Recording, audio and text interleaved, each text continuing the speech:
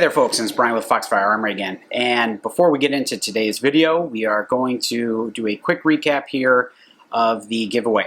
So the 5,000 subscriber giveaway, we have had 2 drawings with no one claiming the prize as of yet. So at the end of this video, I will be doing a 3rd and final drawing on that 5,000 subscriber video giveaway. So if we don't get someone to actually claim the prize this time, after this 3rd round, essentially what I'm going to do is I'm going to figure out some metric to get this given away to you guys, to one of you. I'm not exactly sure what that's going to be just yet, whatever metric I'm going to use, but as soon as I figure that out, I will let you know. But we're going to hope that this 3rd and final drawing will actually net us a winner that we can get this shipped out to. So without further ado, let's get into this week's content. All right, folks, we got a lot to get through in this video, and we're going to kick it off with something that's very close to home here, and that is the latest developments that are currently happening around Chicago. Violent crime and shootings are up over 100% in Chicago since 2019. This year, I think, is going to mark a record for number of shootings in the city in a single year. So, without further ado, what we're going to look into here and talk a little bit about is basically probably the most prominent shooting in recent months to happen in broad daylight in the West Loop, which is a very prominent neighborhood in Chicago.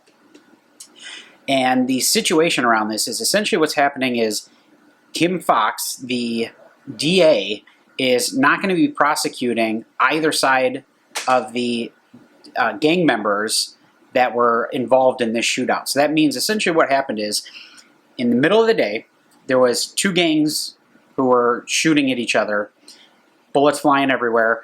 Witnesses saw it happen. There's video recordings of it happen with the suspects on these videos.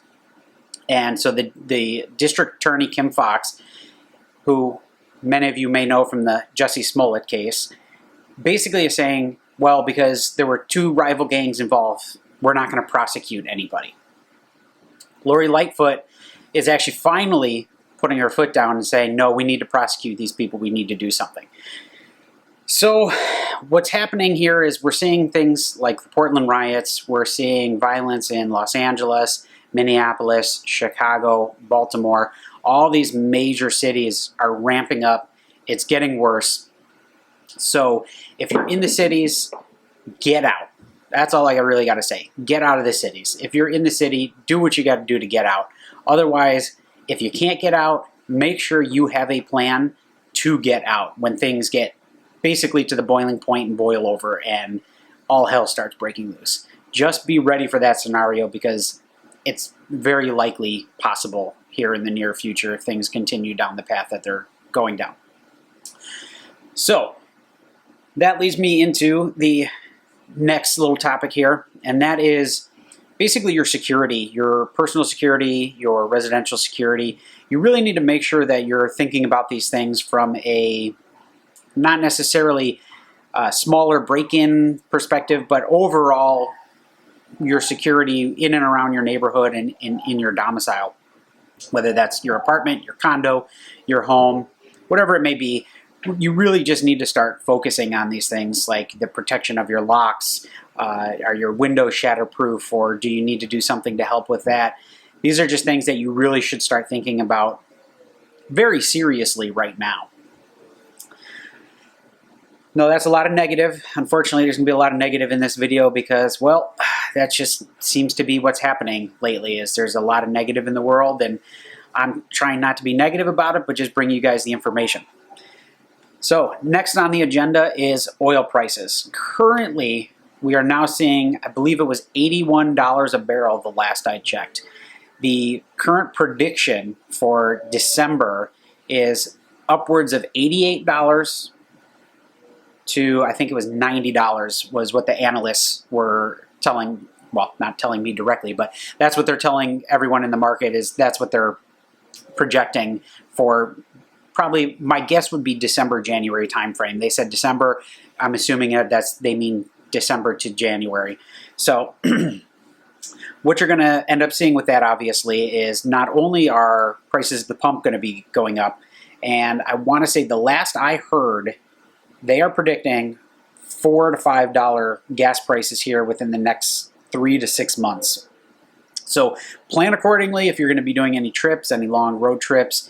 If you need to get ready for winter with a generator and making sure you have enough fuel for that, really start considering buying a little bit extra every time that you go and starting to set that aside for situations where you know you're going to need it throughout the winter and throughout these next coming colder months. We saw it last year with Texas and the power grid going down and people running out of fuel and the gas stations running out of fuel to heat their generators. We had a lot of people die last year during the winter, specifically because they didn't have those fuel stores due to, obviously, it was an unanticipated event, but that's what we're here for. We're here to prepare for these things and make sure that we can kind of move forward with our lives and the creature comforts and the things that are necessary for us to survive.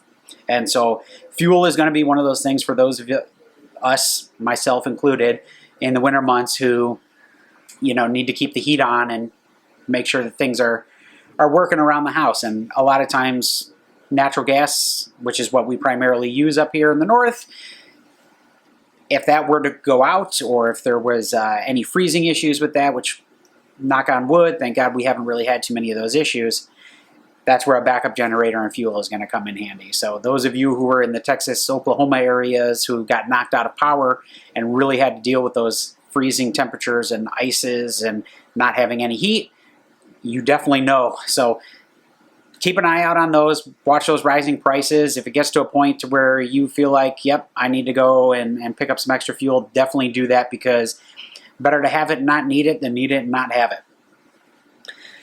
So that'll lead me into the next couple of things. And the first one, we don't necessarily know if it was a hack, and that was the Facebook outage. But from people that I was talking to who are in the network security realm of things, and a very close friend of mine who is a network security specialist who works for an OPSEC company, basically was telling me there was a lot of chatter on the dark web about the Facebook hack. And if you look at all the bits and pieces of what actually happened with that, and I'm going to keep calling it a hack because in my opinion I believe it was a hack, there's too many very common variables that basically tell me that it was a hack, right? So Facebook was down, the Instagram was down, I believe it was WhatsApp was down. And then the big kicker is every single employee was locked out of the building. Their badges were wiped of access. The only way that that kind of stuff happens in conjunction with each other is when you have systems tied together, like your code base, your servers, your databases for your access, all kind of tied together on one network.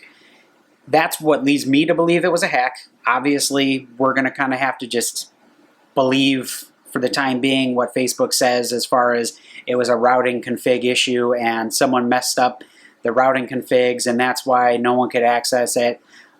I'm going to go ahead and call that a bunch of malarkey, but that's what they're saying right now. The other caveat to that is Facebook did get hacked a few months back. I want to say it was something like 150 million people's usernames, email addresses, all that stuff was leaked and sold on the dark web. Someone was actually posting and selling 1.5 billion people this time, which is basically the entirety of Facebook's user base on the dark web. Whether that's totally true or not, we don't really know, but the test accounts that they actually had posted along with this request for anyone to purchase the 1.5 billion users actually did check out and were verified as legitimate. So keep that in mind as you're moving forward with stuff and really start thinking about your not only your physical security, but your virtual security, which is going to be your online presence, things like Facebook, Twitter, Instagram, whatever other social networks you're on. That leads me into what we just found out. I want to say it was actually yesterday. Twitch, a very popular streaming platform, was just hacked.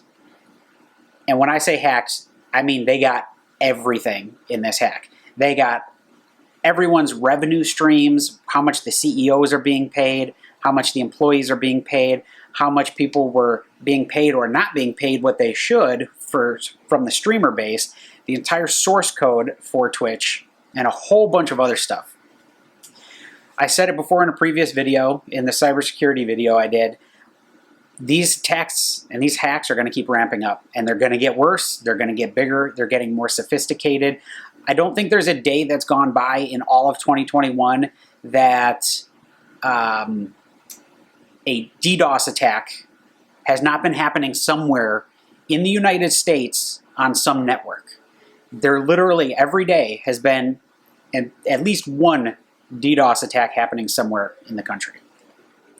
So obviously there's some things you can do. Obviously some things cost some money. There's some things that are relatively inexpensive, like a password manager, to make sure that you have all your passwords very heavily encrypted so that they're not easy to guess and stored in one place with a master password that is extremely hard to guess, to kind of keep all that stuff in one place and easy for you to access. Now that obviously, if it's a cloud-based type of thing, is going to make it easier for other people to access also, but the premise behind that is your master pass has your two-factor authentication on it, and that is what's ultimately going to be the thing that has to get penetrated for them to actually get all your other passwords to everything else. And if you're using a password manager correctly, that should basically be impossible without you giving your information out. So that's about all I have today for this round of stuff. There's a million other things going on. We could talk about the thousands of container ships that are still sitting off the coast and how it looks like at this point it's a manufactured crisis, how Costco is running out of supplies and they're limiting now toilet paper and paper towel purchases to one per customer, and there's a whole bunch of other stuff in there. How basically the Dollar Tree is now raising their prices due to inflation. Costco, Kroger, Meijer, all these other companies are basically saying, yes, we're going to be raising prices, and they're talking in that 15 to 30% range. Most of that will take place in 2022. So I will cover a lot of this in the next video, but if you haven't started preparing for kind of not great times, you really should start doing that, because if you thought 2020 and 2021 were bad, you're in for a rude awakening come 2022, because if we don't get the inflation in check, if we don't get people back in the workforce and working, if we don't start alleviating some of these issues in the supply chain network, we're going to see more truckers quitting, more people quitting their jobs, feeling overworked, and things are just going to get a heck of a lot worse. So this is not meant to be, fear porn, as people like to call it, or scare anybody. This is just to try to get information out there and get people to understand that this stuff is happening and it's going to continue happening. And there's only so much that you can control, obviously, government stuff, taxes, all that other stuff, inflation. Those are all byproducts of other things. But really what you can control is the things that are controllable within your confines of your life, right? You can start prepping. You can buy a little bit of extra food, even if it means stretching your budget a little bit. You can stop buying the name brands and go buy some off brands. We've started shopping at Aldi more. We've started really watching, is this junk food really necessary? Or do we need, 20 of these things that are going to sit here for God knows how long? Or is this stuff that we rotate through frequently, right? Because you're going to want to have a good supply of stuff that you normally might not eat, but that if it came down to it, you could make a meal out of it. But really, for the short term and for the inflationary stuff, really what you should be doing is buying stuff that's shelf stable, that you will constantly rotate in and out of your daily meals. So I'm going to leave it there. And like I said, stay tuned here for the drawing again. And hopefully this time we'll get the giveaway. If not, I will figure out a way to get this out to somebody, because I really want to get this given away. And as always, thank you guys so much to those of you who have subscribed and continue to subscribe, and those of you who tune into the videos. every time that I get them out. It really means a lot to me. And we're super close to that 10K mark, which is super awesome. Never thought I would ever even be remotely close to hitting that. So thank you so much again. And as always, if you like the video, like, share, subscribe, and on to the giveaway. All right, folks, and here we go for round number 3. Let's try to get this given away this time, all right? There we go. Without further ado, and third time's the charm, hopefully. David Hagan is our lucky winner this time. So, David, hopefully you check out this video. You are the winner this go around. So, again, I will give, from the time of this video, a full 24 hours to get with me, contact me through the email that is on the channel, and hopefully we can get this sent out to you. Thank you so much.